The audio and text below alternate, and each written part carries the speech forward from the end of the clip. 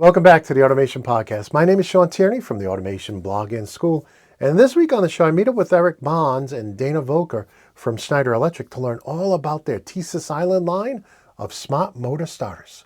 Erik and Dana, thank you so much for coming on the Automation Podcast. I'm excited to learn all about these smart motor starters.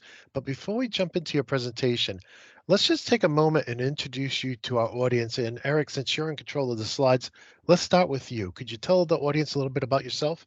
Sure. Yeah. My name is Erik Barnes. I work for Schneider Electric, and I've been in the industry for about 22 years now, all centered around motor control. And yes, I'm currently the product manager for our motor control offer for the US. I'll pass it over to Dana and let you introduce yourself. Thanks, Erik. Hi, everyone. My name is Dana Voelker. I'm a marketing manager on the load management team here at Schneider Electric. I've been with Schneider for 18 years and on this motor management team within Power Products for the past year, focused on new product launches and smart motor starters. So happy to be here with you all today. Thank you so much. Back to you, Sean. Well, thank you both. I'm excited to learn about this product line. I'm going into this not really knowing much about the Schneider line in this area. So let me turn it back over to you, Erik, and why don't you tell us all about this product? Yeah, sounds great. So, so we're going to talk about our smart motor starter line, which is called TeSys Island, and we're going to cover different areas that are a lot of times customers have questions about. Well, what's different? How is it different? What do I need to consider if I'm going to go from a traditional type of a motor starter to a smart motor starter? So we'll talk about differences in design, differences in how you would install it, how you might program it. And then we'll talk about why. Why would you want to go from a traditional motor starter to a smart motor starter? What does that do for you? What does it do for the customer, the user of the equipment? And so we'll talk about how it improves machine or worker productivity. We'll talk about creating installation, post-installation revenue for the builder of the equipment. And then we'll talk about how it can help achieve sustainability objectives. So why don't we dive right into the first differences in the design? So I'll just kind of quickly orientate you to a traditional motor starter, right? It has a contactor, it has an overload relay, it does the job of switching a motor on and switching a motor off, and it does the job of protecting the motor. If there's too much current going for a longer period of time, then it will trip, right? So it takes the motor offline. And those are the two primary functions, and they've been around for a long time. They've done a great job in doing those functions, but we have so much more opportunity today with data, with using intelligence, and being able to make our machines smarter so we can work smarter, right? And so our TeSys Island smart motor system, it does have a motor starter, which includes the contactor and the overload relay, but there's some other pieces that come along with it, right? So with the Island system, we have a bus coupler, which is really kind of the data manager. So it's collecting the information from the PLC. It's then interpreting that and then sending commands to the different devices it's connected to, collecting data from the different devices, packaging it back up, sending it back to the PLC. So it's really kind of the coordinator for the whole system and communicating to the PLC. And then we have some accessory modules, which are optional, but you can do things like measure voltage, your power energy consumption. You can add I/O, things like that. And then with the way this is constructed, you can actually have multiple starters. So you maybe have a control panel of like 8 motors you're turning on and off. You can actually tie them all to the same bus coupler and have one system. That's what we call it, an island of motor control. So this does the motor switching, it does the motor overload protection, but it does some other things too. So it's going to be monitoring your loads for the performance. It's going to be monitoring power and energy, quality of that, those voltage supply systems. You're going to get device status to know what's going on, if it's time to replace, or if you're having a communication issue, whatever it might be. And so, there are some differences there and things to think about, and we'll get into a little bit more depth in the future slides there. But there's going to be some additional width, that you're going to have to deal with, because it's you've got communication pieces we've got to add to our system. But you're going to get way more capability. Yeah, this just for the audio audience, you think about the coupler. It's sitting there on the left-hand side. It's got some RJ45 jacks in it, and it's like the coupler or adapter you would have with any kind of distributed I/O system. And then we're just slapping starters into it and maybe option modules into it, and that's really cool. Yeah, it's a nice system where you can. It's very modular in its approach, so you can design it for the system you specifically need. And if you need to replace a module, it's just as simple as disconnecting it, putting a new one in, and reconnecting it. You're good to go. So Now, I don't want to steal your thunder from future slides, but can I pull out, let's say I have 4 starters. Can I pull out one of the ones in the middle without taking the whole thing apart? well, the way the TeSys Island system is constructed, you would be disconnecting the bus connection there. So you would need to, it would, you ideally power that off, right? Disconnect it. But the nice thing is you don't need to go through and reconfigure that starter because the configuration lives in the bus coupler. So as long as you put the Oh, same okay. part number back in, you just reconnect it and turn it back on, and it's good to That's go. good. Yeah, that's really Yeah. good.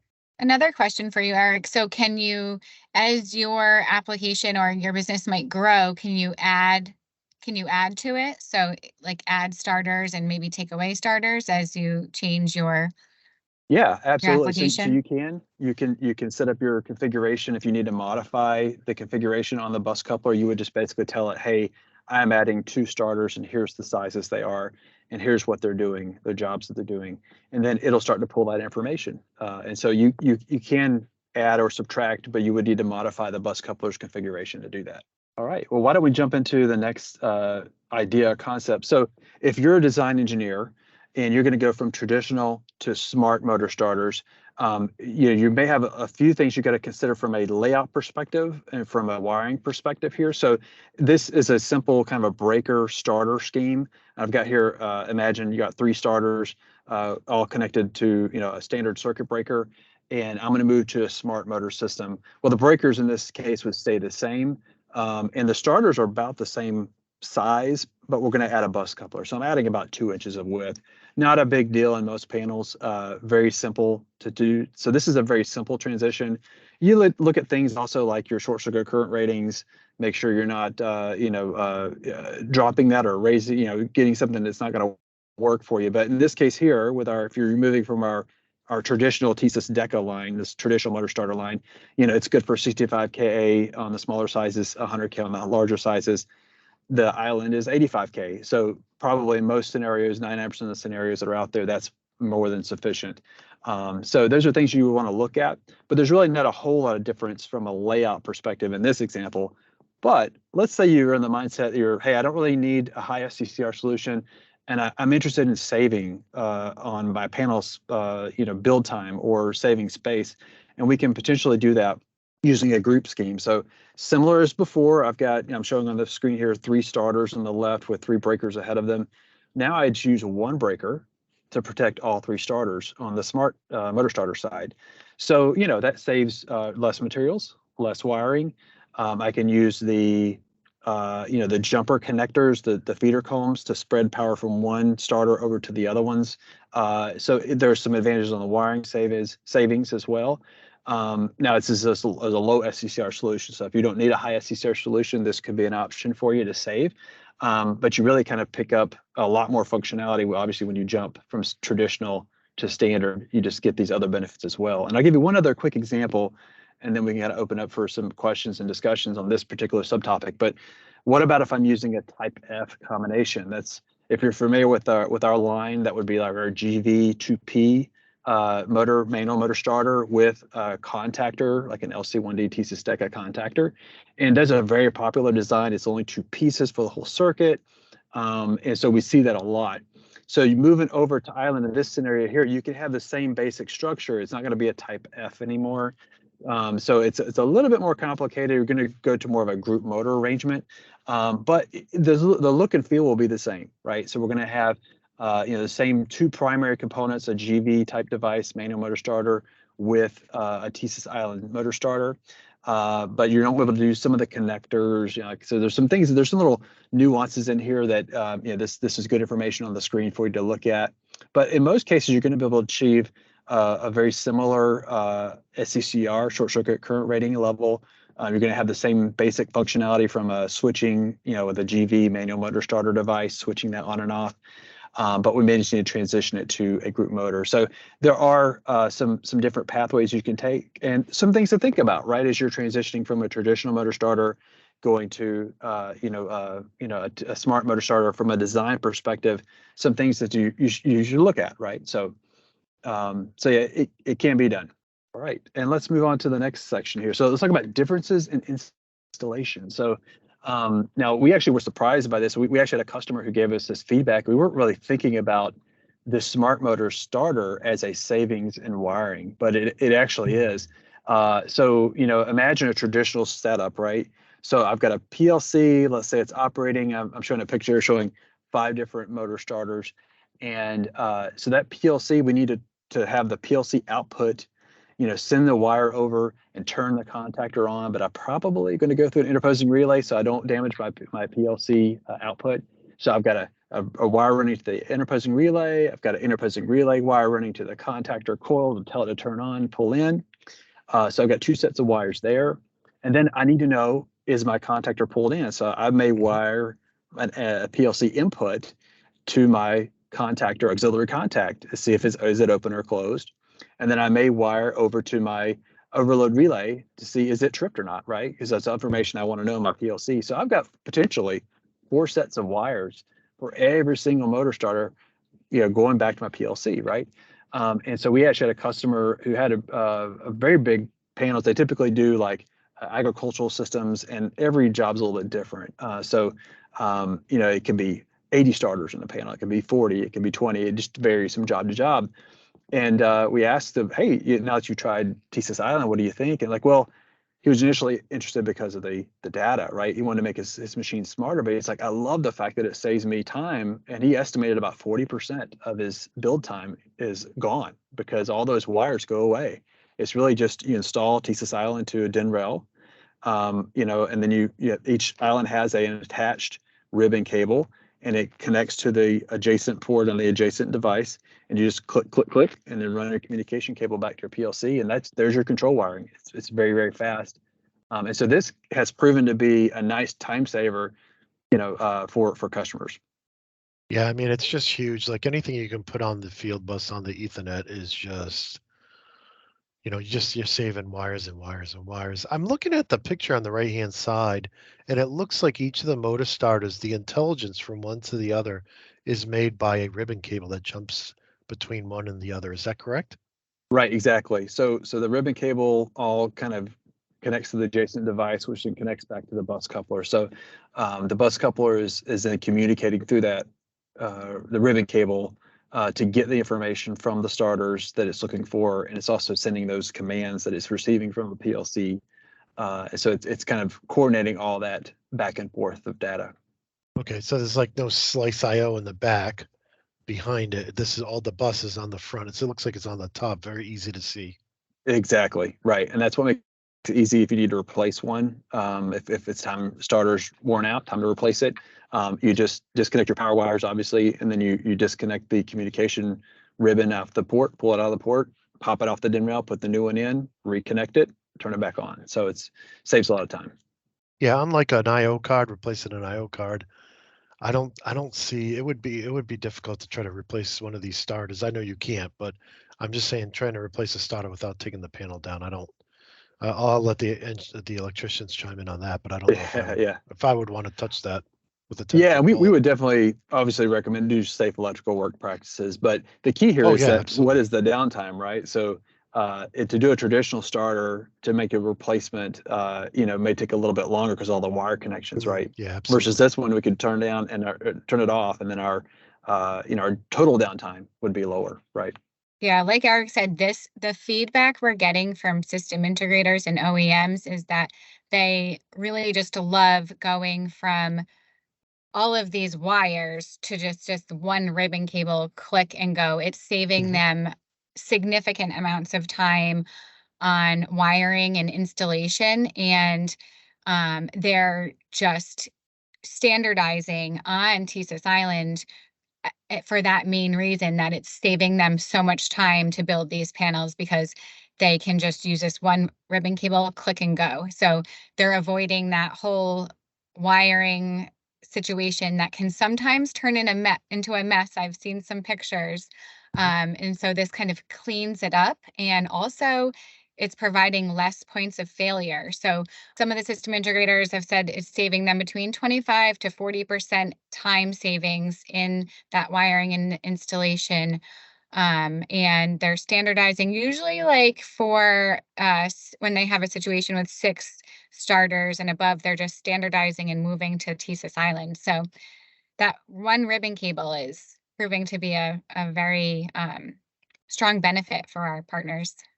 Think about like a system integrator.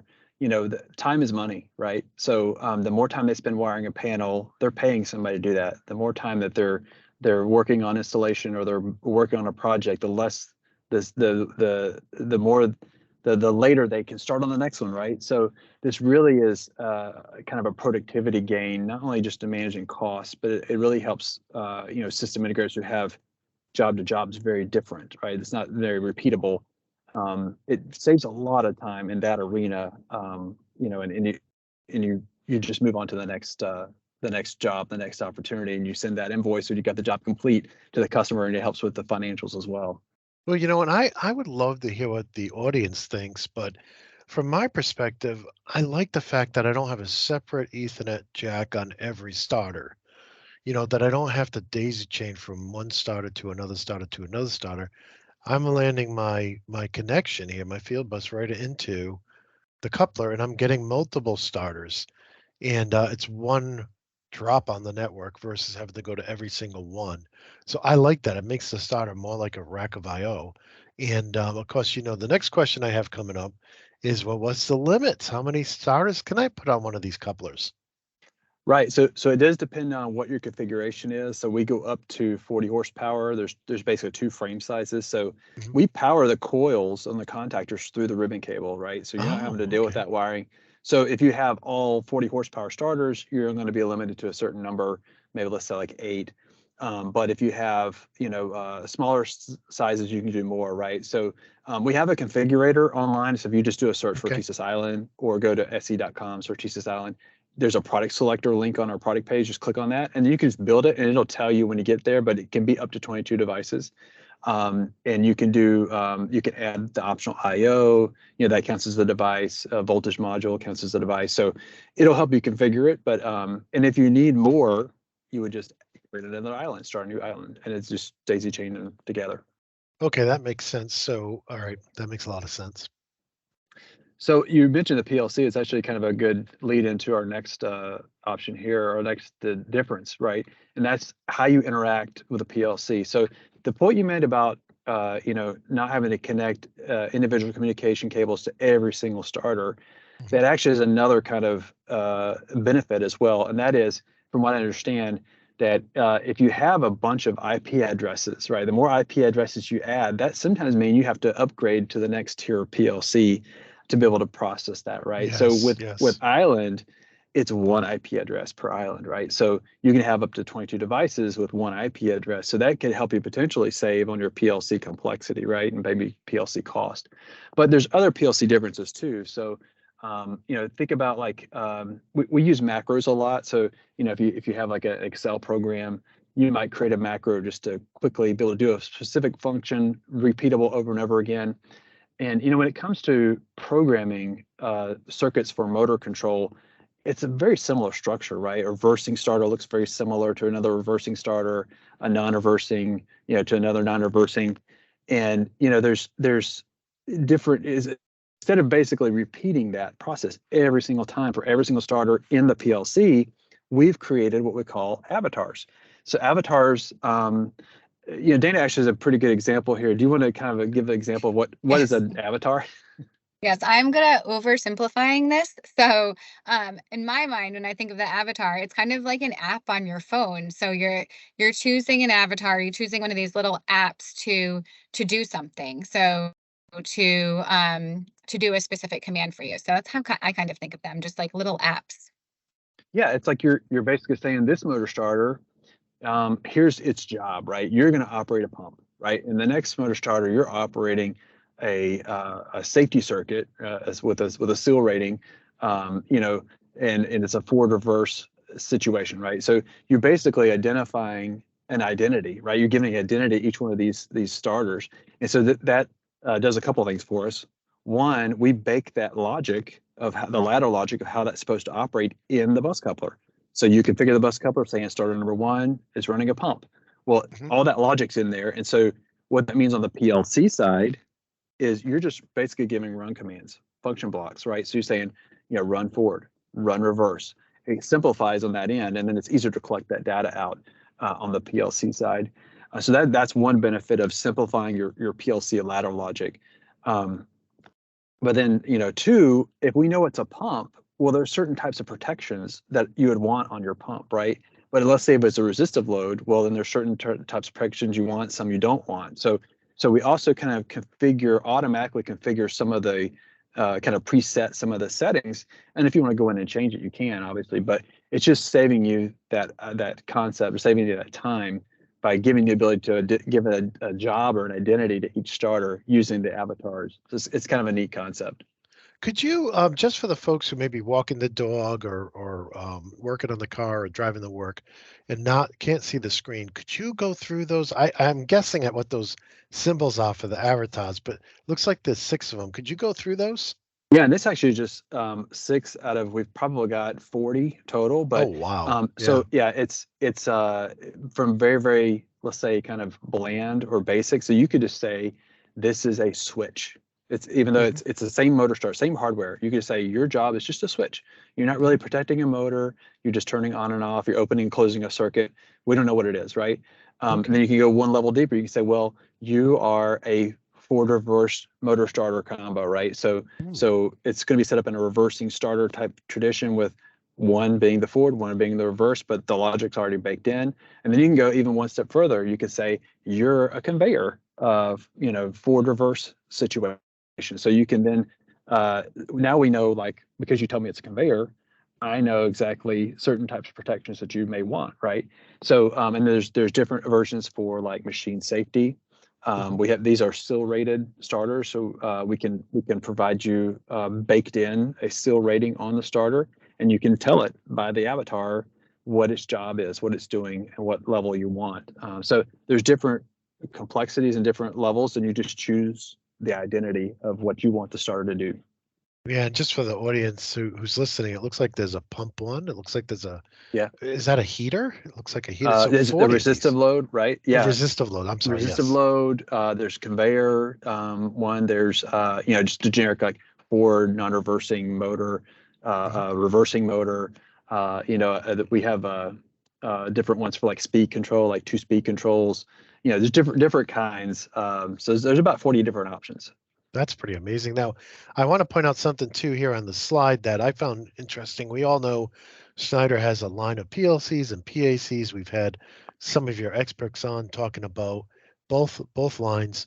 And but here on this slide, it says you also integrate with Studio 5000 or TIA Portal. Can you talk about that for a minute? Yeah, absolutely. So, you know, we want to make it easy for customers, and we know certain customers, they already have an automation platform that they use, and they're just going to be really rigid with that. And so we wanted to make it a little bit easier for system integrators or OEMs to be able to still work with their customers, but be able to use TeSys Island. So we have you know, created the backbone, if you will, to integrate with Rockwell and with Siemens through their automation platforms. And so essentially the way that works is after you configure Island in our software, you'll have a downloadable file that you can then upload into those platforms. You'll be able to then leverage the function blocks. It'll be able to recognize what the Island is, what the parts are inside of it, and it'll be much easier to integrate into those software packages. That's very cool. Now, let's talk about the coupler. Is that Ethernet IP? Is it Profinet? What is it? Yeah, good question. So we have 3 bus coupler options. The first one is Ethernet IP Modbus TCP/1. Then we have a Profinet, and we have a Profibus. So that makes up the third one. Yeah. Okay, great. That's awesome. Yeah. So you have Ethernet IP and Modbus TCP in one? Yes, all combined into one. Exactly. That's great. Right. Yep. That's great. Amazing. And just to add to this, so as I've been talking to our partners and trying to, getting their feedback on TeSys Island, this was another huge benefit. So in addition to, loving that one ribbon cable, replacing all the wiring and saving them time, this is the second biggest benefit, is just the time that they're saving in programming and writing that ladder logic. It's cut down significantly. So one of the integrators I talked to said this was saving him hours, and he couldn't stop talking enough about how much the programming the time was cut down. So that's another huge benefit here. It's going to save a ton of time programming, which I'm sure Yeah. everyone appreciates. Yeah, and it's difficult if you are an expert at Studio 5000 or TIA Portal or EcoStructure or MailSec or any of these programming languages, CodeSys. It really is not easy to go from one to the other, and I say that as somebody who's done this a few different times. For we get samples in and we try out different PLCs, and it is a struggle after if you know something really well to try to learn something new.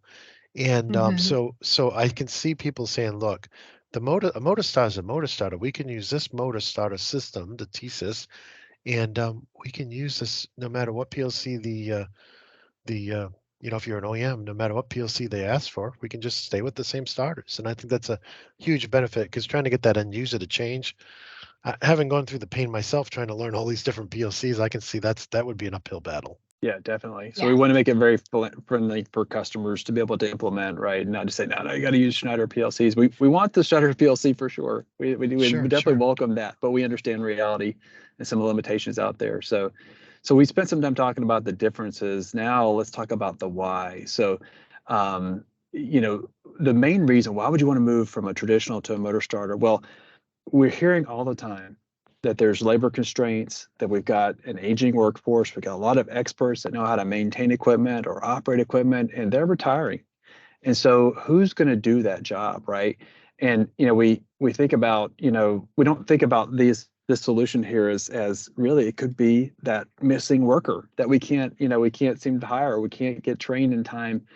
So think about using data as an employee, put it to work for you, right? So imagine, and what the beauty of the TeSys Island is that we can set up alarms. So you can have kind of a normal operation, when a pump turns on, it's got kind of a normal zone the current operates in. And if it ever gets too high or too low, or it sends a jam signal, we can detect that. And so we can let you know it's either, hey, everything looks good, running great, or hey, this thing's current's dropped significantly, let's call maintenance. Or maybe it's in some cases, we may want to alert the operator, turn the machine off or turn something else on, right? So it's really, think about if you could make data work for you, right? This is a great way to do that without having to hire somebody to sit there and look at a machine and make sure it's not, needing attention, or it's not, make sure it's operating like it's supposed to. Yeah, no, I agree, and I think all the listeners are probably aware of how much benefit there is to having let's say a VFD on the Ethernet network, right? Because as soon as networks became available for VFDs, everybody was jumping towards that because of the wiring and because of all the information you can get out of it. And so now we're saying, well, you can now do that with the starters as well. And you'll have some people who won't want to change, but the same reason we're using distributed I/O and we're using VFDs on networks, it makes sense to now put your starters on there too, because and this gets to condition monitoring and just being able to alarm on certain conditions where it used to be you just know it tripped, it either tripped or it didn't trip, but now you're providing so much more information. That's pretty awesome. Exactly right. Yep. Instead of somebody having to look at the equipment and seeing if it's working or not working and having maintenance based on a schedule, they can look at this data that we're getting from the equipment wherever it is, and they can know more about what's happening. If it's a conveyor and it has too much of a load on there, and it would be, they can be made aware that a stoppage is going to happen before it actually happens. So having that extra layer of visibility. And also, like Erik mentioned, labor in short supply, or we have, people retiring. That's I'm hearing a lot, Yeah. even at Schneider, everyone's retiring in the industry, and the new people are coming on, and they're expecting the technology to be advanced that they're working with. They're expecting to be able to see data and have it available on their phone, and be able to see it anywhere, anytime. And so TeSys Island is providing that layer of visibility for them. It's like I said earlier, it's like getting a additional worker, adding to your workforce for free. You're baking it in. Somebody's just constantly monitoring your system, but it's baked into the solution. So it's a really cool concept. And we've got several customers in different applications that are leveraging this. The one that comes to mind, the most recent, is actually kind of in our backyard here in Raleigh.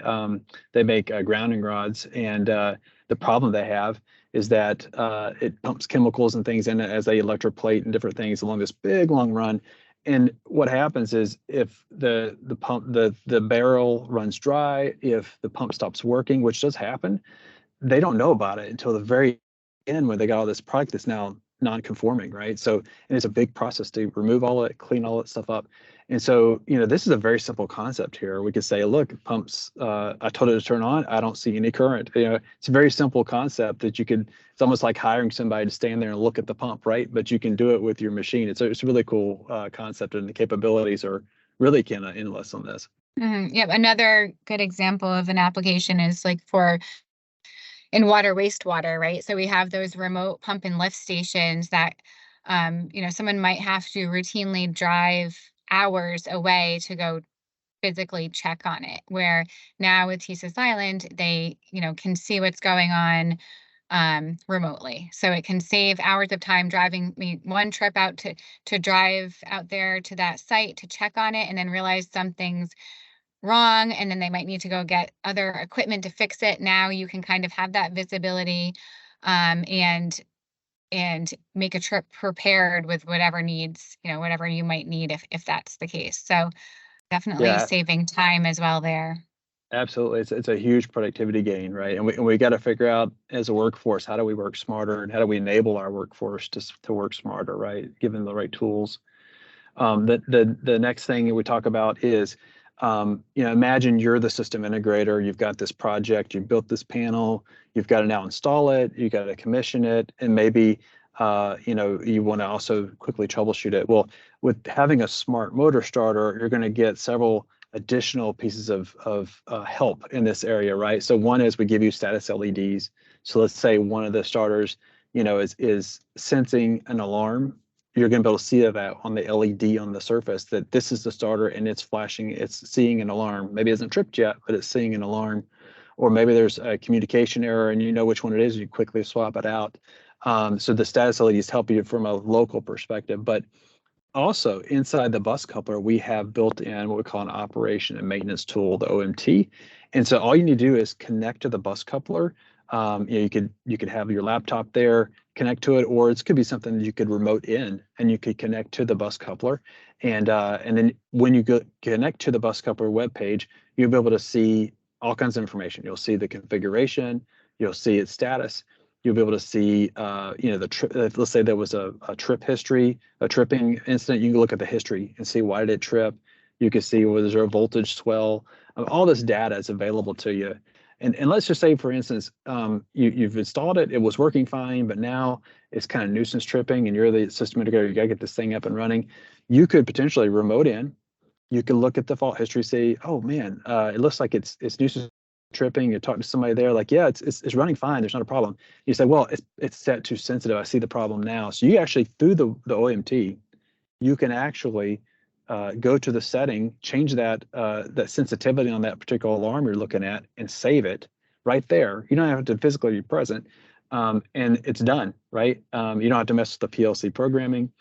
So that ability to troubleshoot, to be able to analyze, to see what's going on is absolutely huge. It really enables a lot of capability, not only for the builder and the installer of the equipment, but also potentially for the user of the equipment as well.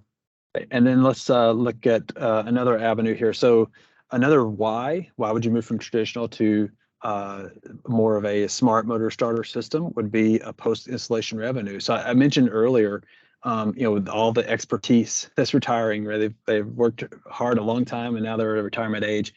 What does the end user do? That person's not there. They knew how to run the equipment. What do we do? They're having trouble finding somebody. They're having trouble training somebody. Well, imagine it's a huge vacuum that's being created right now. And who knows the machine better than the designer and the builder of the machine, right? So this is a great opportunity actually for OEMs that builds machines, for system integrators that builds these types of equipment. They could actually be monitoring this equipment that they built. They understand, they know how it works. They can monitor that for the end user from a remote location. And that could be, there's a lot of cost benefit to doing that versus hiring somebody to always have to go check machine after machine. You can do all this from your office, right? Which is pretty amazing. And then think about, let's say we sense that, hey, this pump is showing signs of wear. We need to go and do maintenance on the pump, or we need to replace the pump. Again, a great opportunity for the OEM or for the system integrator to provide that service, not only the monitor, but they actually can sell the replacement parts and or do the installation as well. So, as a lot of these types of equipment, they're very cyclical, right? We get in waves where the market booms and they're just busy and they can't keep up with the demand, and then it slows down and then like, oh man, we don't have enough orders. And so it's very up and down for some industries on the machine production and the revenue it brings for the companies. This is a great way for companies to kind of level set that a little bit. So you still build the machines in the boom times, but you've got kind of a steady stream of monitoring service income, of repair service income, replacement part income, and it really can help these OEMs and system integrators solve this problem that end users have, where they don't have the expertise to keep the machines running anymore. So it's a great opportunity. I'm also thinking about the maintenance staff, and some of these facilities are just massive, and some of them are multiple floors. And you'll get the maintenance or engineering staff, they'll get a call from the line saying, "Hey, such and such doesn't work," and the last thing they want to do is spend 10 minutes walking down this for it to be a false alarm. So being able to pull this up, and a lot of the guys, they'll be pulling up the PLC code, automatically as soon as they get the call. But being able to go right into the motor starter and see what it's saying is just another advantage and another point of, if it was just a, standard starter, all you would know of is did the PLC command it to start or not.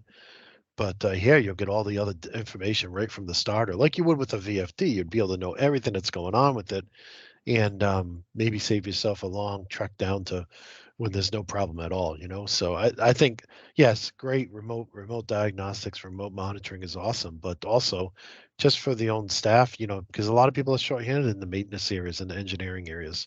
So that, I think it also could apply to that as well. Absolutely, yeah. Dana, I think you have an example of a customer that's really applying this.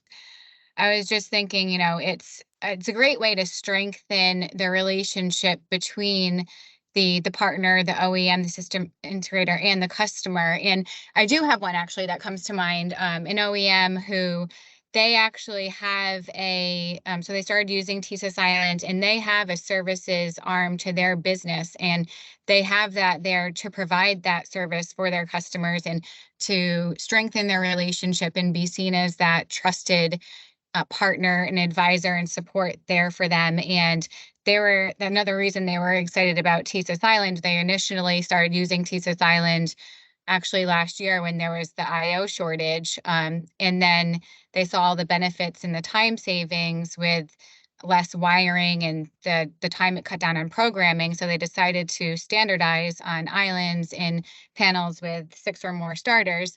But then they saw that they can actually, help their customers even more by adding TeSys Island to their machines, by being able to again add to their service business model and provide that service for them in the cases where they don't have that maintenance team that can do it, or maybe their maintenance team is limited, or if people are on vacation and they need some extra help, they can provide those services. So that's the one that comes to mind. A good example. I actually forgot about that one, but yeah, I was actually thinking of Sonny's Car Wash, which historically car washes have just been very traditional type of setups or whatever, but Sonny's has a little bit different viewpoint, and they actually published a video on YouTube that you could find. Is look at their smart MCC, and it uses the TeSys Island. And what they're doing is they're serving the investor community. So investors, they're looking for a place. They've got some cash. They want to invest, and the car wash is very happening right now. There's a lot of car washes going up, and it's a great way for you to invest the money in some equipment, and have continual kind of revenue kind of coming in. But these investors aren't maintenance people, right? They don't want to do the maintenance work. They need it support. So the thing that Sonny's is doing a little bit differently in the marketplace is they're really pushing that, like, hey, we'll build you the MCC, but we'll also monitor. We'll also provide this maintenance support services for you. So it's the market's kind of repositioning itself to really solve some of these challenges that the users tend to be facing. All right, and then the final thing, the final why that we have, why you would want to consider going to a smart motor starter, is a lot of times it's going to help you enable more sustainable objectives, right? So a lot of companies have sustainability objectives that with certain measurements, reduce the energy consumption, reduce the CO2, and so there's a couple ways we do that. One is we reduce the energy waste because by monitoring our energy consumption for the different loads that we have, that's an indicator. Typically, a system needs maintenance. When the energy consumption goes up, it has to work harder or longer to do the same amount of work, right? So that's a good way to know that. Otherwise, with the traditional starter, you just don't know, right? It just runs, and you don't know how much energy it's using. You can't see it by just looking at it. So that's one way. Another way is it uses less power to operate. So the power it needs to pull the coil in, it actually is a very, very efficient motor starter. So it doesn't need as much power to be able to operate, which also saves on heat generation. So that's one of the outputs, the negative outputs you have of a motor starter, is you got to power it to pull the coil in and hold it in, but then it's also creating heat. So that's working against you if you're in an air conditioned space. So those are three quick ways to do it. And then the final way is how we package it, right? So at Schneider, we've done this with not just this offer, but many offers where we've gone to recycled materials like recycled cardboard. We use biodegradable type of inks and things like that. We use less plastics, and then we're starting to put QR codes on everything. So that means less paper printing, right? So and actually a convenience for customers too. I used to run a panel shop for a while, and the first thing you do when you build a panel, you get all your products together, you pull everything out of the boxes, you throw the boxes away, along with the instructions, right? And then you get to the point where you're installing it, you're like, wait a minute, what's the tightening torque on this, or what do I use on this? And like, oh man, where's the box, right? So now you can actually just take your phone out and just scan the QR code, and it pops up with instruction manuals, videos, data, things that you would need to know. So another way, right, we're helping to kind of be more efficient with the resources that we use and help overall achieve sustainability. Yeah, I have one example to share here. Just for sustainability, we see sustainability metrics coming up a lot in water wastewater applications. So they're required to measure that energy consumption and other sustainability KPIs that TeSys Island can help with. But also there are customers who, consume a ton of energy, and they have to purchase carbon credits. So, we've had customers who have to purchase carbon credits, and, then they realize they need to make somebody within their organization a sustainability director, right? And so we've had those kind of people reach out to us, Schneider Electric, as a consultant to help them, figure out how they can measure their energy consumption, so they can have a better handle on those metrics.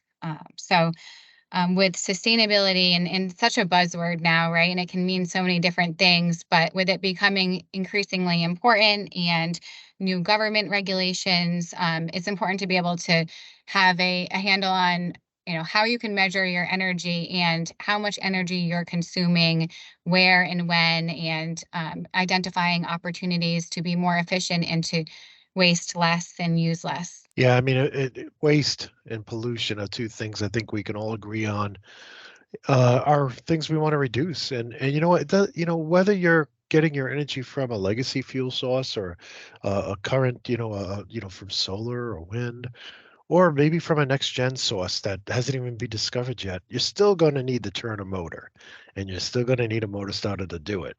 And so the products like these are just so important and will be important, as we go forward. And I want to just throw out there too that, we've had our time to talk about this product. Now, I want to invite the audience to talk back, to get back and let us know what they're thinking about this. Did you like this? Did you not like it? What are some questions maybe you have? Feel free to go to theautomationblog.com/talkback. That is a special form just for the show where you can let us know what you're thinking about this. And, if we get enough of them, we'll put them together and do a little after show. And we'll also, of course, send them on to our awesome guests here, Erik and Dana. And so they'll have your feedback as well. But before we leave, I just want to ask Erik, Dana, was there anything else you wanted to cover today? Well, I imagine you might have some questions if you're interested in maybe trying a demo, or if you want to buy a TeSys Island and check it out. We have thousands of Schneider Electric authorized distributors, so easily just reach out to them and say, hey, I'm interested in TeSys Island, and they can help you. We also have application experts. If you want some guidance on maybe how you can apply TeSys Island to solve a particular problem, we have experts. So feel free to reach out to us, and we'll be happy to help. Yeah, that's awesome. And they can even show you how to use that configurator, which will really save you a lot of time. Dana, anything else before we close out the show? No, I think you covered it. Thank you so much for having us. This was super fun. Look forward to seeing any comments or feedback from your audience, and would be happy to jump on again anytime. This was fun, so thank you. Well, thank you both for coming on the show. I learned a lot. This looks like a really awesome product, and I hope the audience will. I hope the audience enjoyed it, and I hope they'll talk back to us and tell us what they think. But with that, thank you both for coming on the Automation Podcast. Okay, thanks, Sean. Well, I hope you enjoyed that episode, and I want to thank Erik and Dana from Schneider for coming on the show and bringing us up to speed on TeSys Island and their smart motor starters. Really some cool stuff. Now, if you did enjoy this episode, please consider giving us a like and a sub. And if you'd like to follow me or get in touch, you can do so over at automation.locals.com. You'll also find all of my training courses over at theautomationschool.com. With that, I want to wish you all a very happy, safe, and healthy week. And until next time, my friends, peace.